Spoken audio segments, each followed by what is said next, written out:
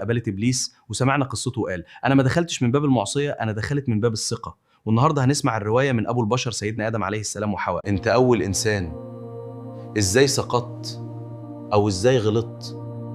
أنا خلقت من طين ونفخ الله فيه من روحه سبحانه وتعالى ولا أعرف شيئا، علمني ربي الأسماء وكان كل شيء جديدا. وأنا خلقت من سكنة لا خوف ولا سؤال.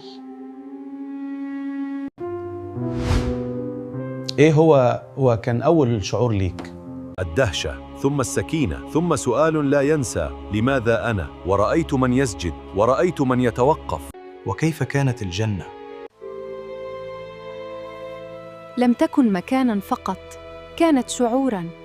أمان بلا تفسير. ما كناش نعرف يعني إيه نفقد، علشان كده ما كناش حاسين بقيمة اللي عندنا، ولأن الأمان أحياناً يأنسينا الحذر. وإيه اللي غير كل شيء؟ حين نهانا الله ألا نقترب من هذه الشجرة، وجاء صوت الوسواس لا يأمر بل يقنع.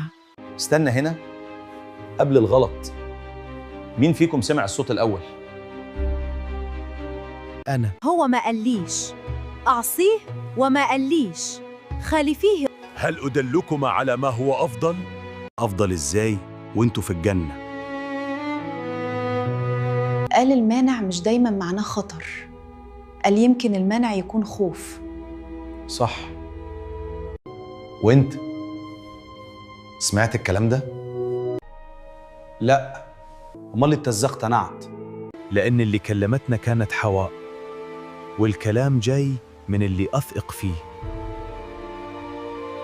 قلت له إحنا ما تمنعناش علشان نتعاقب، اتمنعنا علشان نفهم. وأنا فهمت غلط. يعني إبليس ما دخلش من باب المعصية، دخل من باب الثقة. كان الأمر طبيعياً تماماً.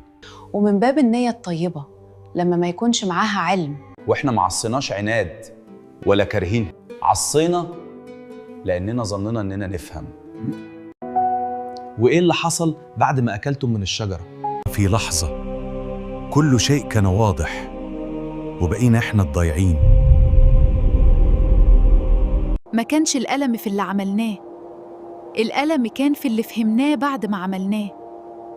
ما هو أول شعوركم على الأرض؟ ندم، لكن ليس يأساً بل رجوع. فقلت ما علمني ربي أن أقول. طيب دلوقتي هتعملوا إيه؟ ومن هنا بدأت القصة الحقيقية. أعزائي المشاهدين، لو حابين نكمل قصة سيدنا آدم لما نزل على الأرض وإيه اللي حصل معاهم، اكتبوا لي في التعليقات وما تنسوش